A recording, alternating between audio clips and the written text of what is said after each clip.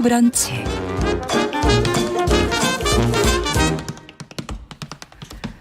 네, 정용실의 뉴스 브런치 듣고 계신 지금 시각 11시 38분 향해 가고 있습니다. 자, 이번에는 대중매체와 사회문화 현상을 좀 깊고 까칠하게 들여다보도록 하죠. 손혜정의 문화비평 시간입니다. 4주 만에 돌아오셨어요. 손혜정 문화평론가. 어서 오십시오. 네, 안녕하세요. 그동안 어떻게 지내셨는지 한 말씀 해주셔야죠. 네, 뭐 휴가를 받긴 했는데 네. 일이 바빠가지고요. 계속 일하다가 왔습니다. 자, 오늘은 뭔 얘기를 오랜만에 좀 해볼까요? 네, 오늘은 로스트 도터라는 작품을 가지고 왔는데요. 예. 오랜만에 이제 청취자들 뵙는 거니까 특별히 더 특별한 작품으로 준비를 좀 했습니다. 왜 이 작품을 고르셨을까? 이 작품이 2021년 영미권 화제작이었었는데요. 그래서 네. 뭐 올해 베스트 10 영화 한 편으로 꼽히고 뭐 이런 작품이었었는데 2022년에 이제 한국에서는 개봉을 했습니다. 네. 일종의 모성 심리 드라마인데요. 우리가 이제 관객들이 모성에 대해서 가지고 있는 어떤 편견 같은 것들이 있잖아요. 환상이 있는 것 같아요. 환상도 있고 신화도 있고 그런 예. 신화를 가지고 놀면서 이렇게 뭐 충격을 주기도 하고 영화적 재미를 주기도 하는 이런 작품인 거죠. 근데 이 영화를 연출한 감독이 또 세크레테리하고 다크나이트 같은 작품으로 굉장히 유명한 배우 매기 질렌할입니다. 그렇군요. 네, 제이크 질렌할의 누나이기도 한데요. 네. 질렌할이 이제 연출을 하면서 주목을 받았고 이게 질렌할의 감독 데뷔작이기도 합니다. 데뷔작부터 화제가 되고 있는 거네요. 네, 그리고 직접 본다면. 이제 그 원작이 있는 작품인데 이게 현재 이탈리아를 대표하는 작가 중에 한 명인 엘레나 페렌테의 소설인 잃어버린 사랑을 원작으로 하는데요. 질레날이 직접 각색을 하면서 뭐 베니스 영화제 같은 데에서 각본상을 수상하기도 했고요. 근데 고해 베니스 영화제 심사위원장이 또 봉준호 감독이어가지고 아이고, 한국 관객들한테는 반가운 작품이기도 한 거죠. 네. 그래서 이런 식의 배경을 가지고 있는 특별한 작품인데 줄거리부터 좀 천천히 이야기를 드려보도록 하겠습니다. 어떤 인물들이 또 등장하는지. 네, 이 영화 같은 경우는 영화의 주인공이 올리비아 콜맨이라고 요즘에 정말로 엄청나게 주목을 받고 있는 명배우인데 이 올리비아 콜맨이 연기한 중년의 대학 교수 레다입니다. 레다가 이제 여름 방학을 맞아서 혼자 그리스의 한 해변 도시로 여행을 오게 되는데요. 뭐 혼자 책도 읽고 뭐 메모도 하고 이런 거죠. 대학 교수답다라고 할까요? 휴가를 오는데 엄청나게 큰 여행 트렁크를 가지고 오는데 이 트렁크에 전부 다 책이 이제 가득 차 있습니다. 실제로 레다가 어떤 사람인가를 좀 보여주는 이제 설정이기도 한데 그렇게 이제 해변가에서도 책을 읽고 뭐 메모를 하고 이러면서 휴가를 즐기고 있었는데 그 해변에서 서너 살쯤 된 아주 어린 아이를 이제 키우고 있는 젊은 여성인 니나를 만나게 됩니다. 근데 두 사람 사이에서는 어떤 식의 이제 감정 교류인지는 잘 모르겠지만 선망인 건지 아니면 동일시인 건지 잘 알 수 없는 어떤 감정을 서로 느끼게 되고 막 사람들이 굉장히 해변에 많은데 그 복잡거리는 사람들 사이로 서로 이제 미묘한 눈길을 주고받고 어떤 공감대가 있다 이런 느낌들이 좀 등장하게 됩니다. 그러던 어느 날 니나의 그 어린 딸이 실종되는 사건이 벌어지고요. 레다가 니나의 딸을 찾아주게 됩니다. 그러면서 이 일을 계기로 두 사람이 이제 조금씩 서로에게 마음을 터놓기 시작하고 이제 관계가 형성되기 시작하는데요. 한편 레다는 이 사건을 겪으면서 또 자신의 과거를 떠올리게 돼요. 자신의 과거. 네, 왜냐하면 레다도 두 딸을 키우는 엄마이고 첫째 딸인 비앙카를 잃어버린 적이 있었던 거죠. 그래서 영화는 두 축으로 진행이 되는데 레다가 회상하는 젊은 시절의 레다의 삶과 지금 이제 니나와 미묘한 관계가 형성되는 현재의 레다의 삶이 교차되면서 관객들을 확 끌어들이게 됩니다. 그렇군요. 근데 이 어찌 보면은 아이를 잃어버린다는 거 엄마가 그래도 돼? 뭐 이런 생각들을 하시게 될 것 같기도 하고. 그렇습니다. 모성이라는 것의 어떤 다른 면을 좀 보여주지 않을까 하는 생각도 드는데요. 네, 뭐 일반적으로는 모성의 이면을 보여주는 작품이다. 그런 식의 평가가 나오기도 하는데요. 사실 제가 봤을 때는 모성의 이면을 보여준다기보다는 다양한 엄마됨 혹은 엄마됨의 다양한 면모를 보여주는 작품이라는 생각이 좀 들었어요. 이 영화에는 주요 여성 인물이 3명이 나오는데요. 앞에서 이제 말씀드렸던 레다와 니나 그리고 니나의 올케인가요? 올케 시누이인 거죠. 예. 남편의 누나가 이제 등장을 하게 되는데 이렇게 세 사람이 나와서 서로가 다 다른 모성을 이제 실천을 하는 거죠. 레다 같은 경우에는 젊었을 때 이제 자신의 커리어를 추구하기 위해서 아이들을 버리고 떠났던 경험이 있는 사람이고요. 네. 니나 같은 경우에는 24시간 이 딸이 또 엄청나게 고집이 센 딸이에요. 그래서 이 고집이 센 어린 딸에게 이렇게 붙어가지고 이 아이를 돌보느라 어떻게 보면 자신을 좀 잃어버리는, 그러면서 이렇게 나는 평생 나 자신을 잃어버리는 건가라는 불안에 시달리는 이제 젊은 엄마로 그려지고요. 니나의 시누이 같은 경우에는 출산을 앞두고 있는 임산부로 묘사가 됩니다. 그리고 이 사람은 아이야말로 엄마의 행복이라고 생각하는 기대에 부풀어 있는 사람이고요. 네. 그래서 자기가 생각하는 어떤 엄마 자격에 부합하지 않는 여자들을 잘 이해하지 못하는 캐릭터로 그려집니다. 근데 사실 이제 이 시누이가 나중에 아이를 낳고 나면 실제로 어떻게 생각할지는 우리가 알 수 없지만 그렇죠. 영화 거기까지 보여주지는 않으니까요. 이렇게 이제 다양한 여성들이 다양한 엄마됨을 실천을 하고 있는데요. 그러다 보니까 영화 자체가 각자 엄마됨에 대해서 이제 다른 모습들을 좀 보여주는 거죠.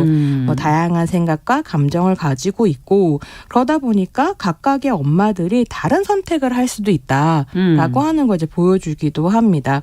근데 저한테 좀 재밌었던 건 영화가 그 다양한 선택지들 중에서 어느 하나를 옹호하고 있는가 하면, 뭐 예컨대 레다처럼 당연히 커리어를 위해서는 아이를 버릴 수도 있지라거나 아니면 니나처럼 너무 고통스러웠지만 꼭 붙어 있어야지라거나 혹은 시누이처럼 뭐 엄마됨의 신화를 당연히 내면화하고 있어야지라는 식의 정답은 없고요.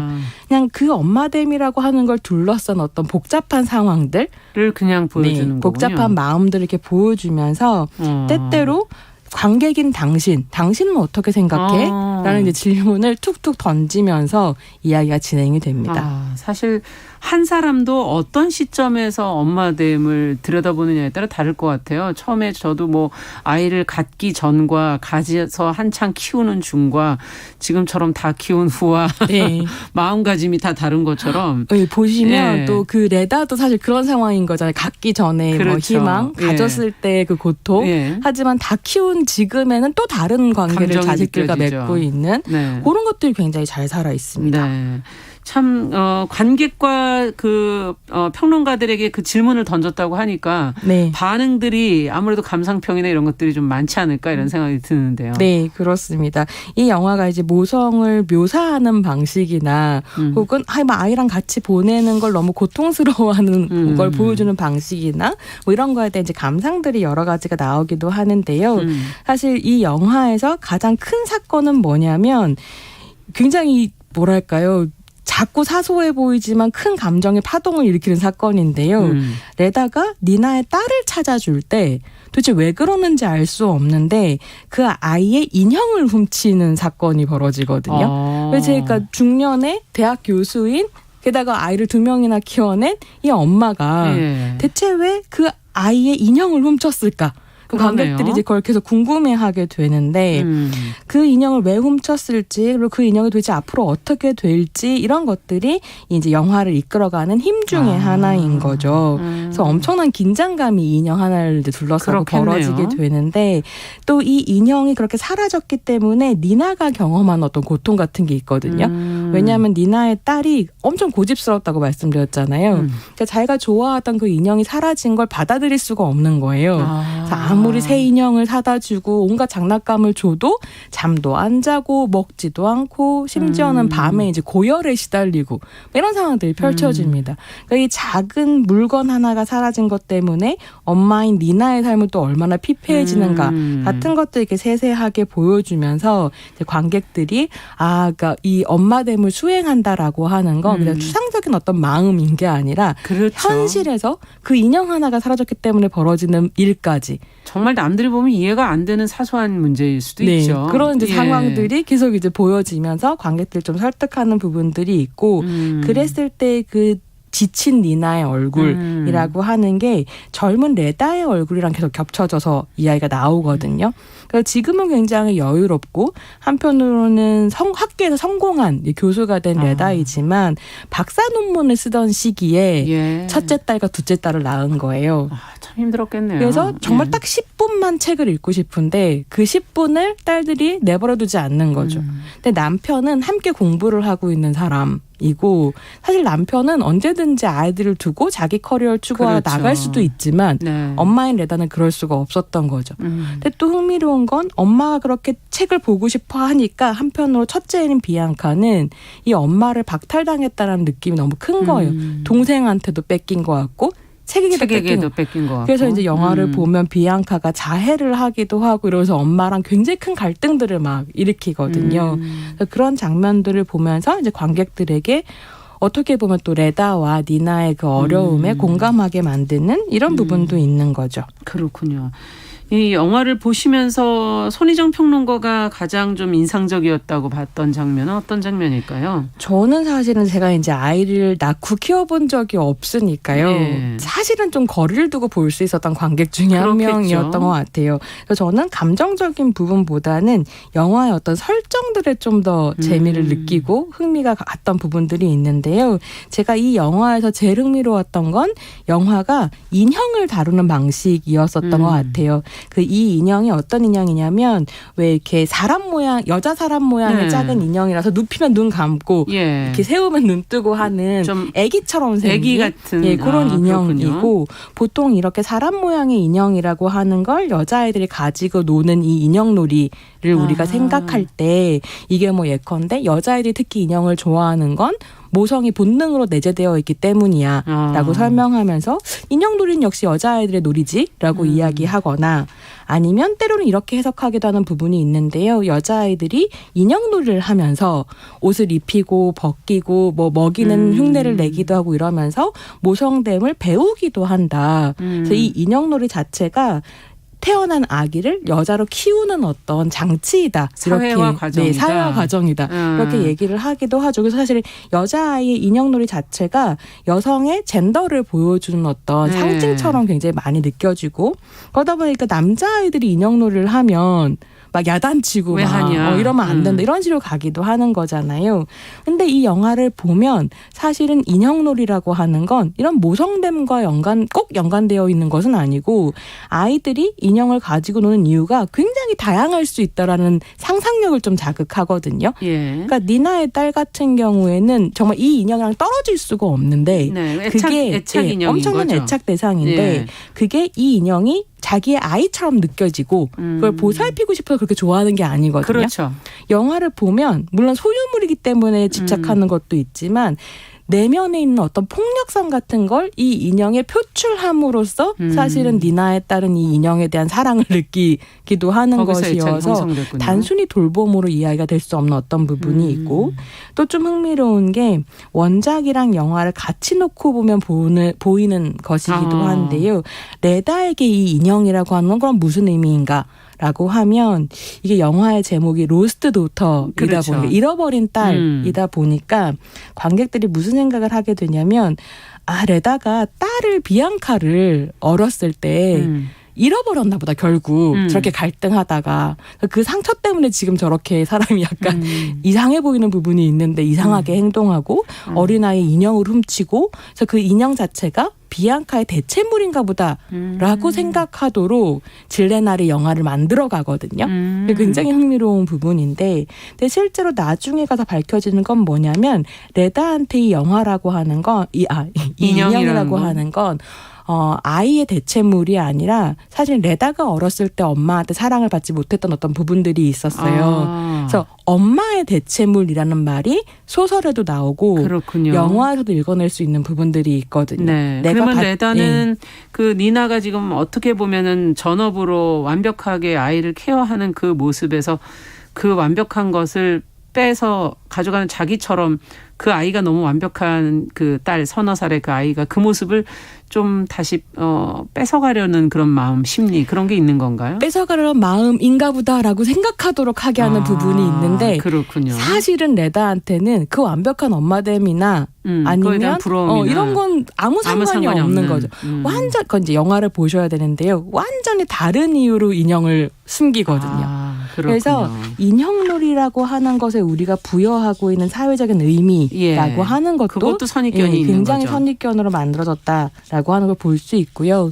저 같은 경우에서 영화를 보면서 그런 생각이 들었는데 저도 돌이켜보면 어렸을 때 인형 되게 좋아했었거든요. 특히 그 눈 감았다 떴다 하는 사람 인형 되게 좋아했는데요. 네. 이게 돌봄의 대상으로서 돌봄놀이로서 그 인형을 좋아했다기보다는 저는 오히려 제 나르시시즘의 투영이었었던 것 같아요. 그 인형이 나라고 생각하고 나를 이제 그 안에 넣어서 인형놀이를 하고 했었던. 그래서 인형놀이도 여러 가지 해석이 필요하다 이런 생각을 좀 하게 됐습니다. 이야, 지금 말씀을 듣다 보니까 그 기존의 대부분의 뭐 작품이라든지 영화라든지에서 볼 수 있는 인물보다는 좀 복잡한 인물이다. 네. 복잡한 상황이고 그런 생각이 들어서 잘 이해가 안 가고요. 네. 힘들다는 생각이 좀 드는데요. 네, 그게 이 질레날 감독의 의도이기도 한 것 같아요. 그러니까 원작 소설 같은 경우는 주인공이 스스로 나레이션을 하기 때문에 읽는 독자들이 주인공의 마음이 약간 이해가 가거든요. 근데 이 영화로 오게 되면 질레날이 내적 나레이션을 싹 다 없애버리고 완전히 이제 레다를 대상으로서 보게 만들어서 게다가 또 그 올리비아 콜맨이란 배우가 굉장히 오묘한 표정을 늘 짓고 복합적 감정을 표현하는 이 얼굴의 모든 감정을 다 드러내지 않는 배우여서 계속 궁금해하면서 따라가게 되는 거죠.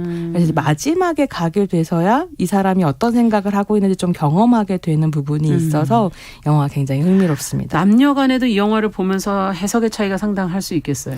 네, 저는 경험에 따라서 이 영화는 굉장히 달라질 거라고 생각하고 사실 그래서 저는 이 영화를 되게 재미있는 점은 남성 평론가들이 비평을 많이 썼는데 그 글을 읽어보면 다 되게 약간 천편일률적인 느낌이었거든요. 그러니까 모성성의 신화가 있고 모성 이데올로기가 여성들을 괴롭히고 이걸부터 벗어나는 레다가 있다.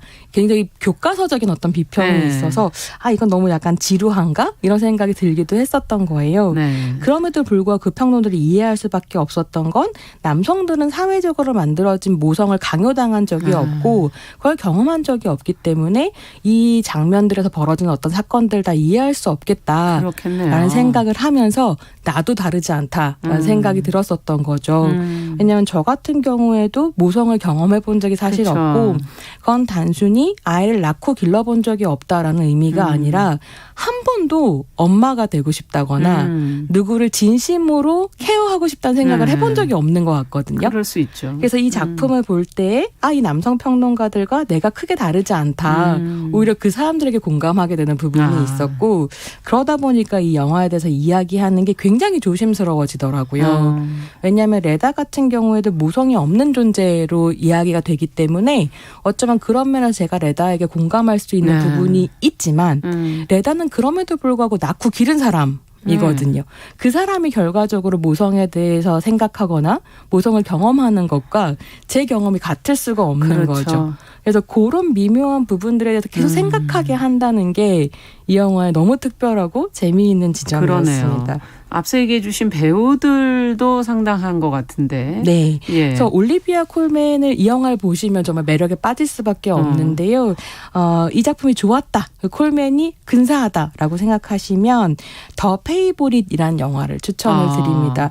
이 영화 같은 경우는 요르고스 란티모스 감독의 작품이고요. 이 영화에서 앤 여왕을 연기했어요. 영국의 앤 여왕. 기억이 나네요. 네. 굉장히 노쇠하고 이제 곧 세상을 떠날 날만 남은 권력자, 최후의 권력자가 어떻게 그 막 권력을 끝까지 누리려고 하는가 이런 걸 이제 콜맨이 기가 막히게 보여주고 정말 있어서 복합적 인물을 잘 표현하는군요. 좋은 배우이고 얼굴뿐만이 아니라 신체 자체가 그 복잡성을 다 가지고 있거든요. 그러니까 그냥 매끈하게 잘 빠진 어떤 몸이 단순하지 아니고 않고. 세월을 쌓고 있는 어떤 몸이어서 맞아요. 그런 것들이 좀 재미있고 꼭 추천드리고 싶은 배우는 이 젊은 레다를 연기했었던 제시 버클리라는 배우가 거의 이 영화에서 발견이라고 얘기할 정도로 놀라운 연기와 매력을 보여주는데 지금 극장에 이 제시 버클리가 주연을 맡은 맨이라는 영화가 같이 걸려 있습니다. 그렇군요. 그래서 같이 보시면 이 영화는 좀 더 귀 기괴하거든요. 기괴한 영화에 잘 어울리는 여자 배우의 탄생이라고도 할 수 있을 텐데요. 네, 좋으실 것 같습니다. 네, 오늘 선은정의 문화비평 영화 로스트 도터 이야기 들어봤습니다. 오늘 말씀 잘 들었습니다. 감사합니다. 네, 감사합니다. 정영실의 뉴스 브런치 수요일 순서도 같이 인사드립니다. 저는 내일 다시 뵙겠습니다. 안녕히 계십시오.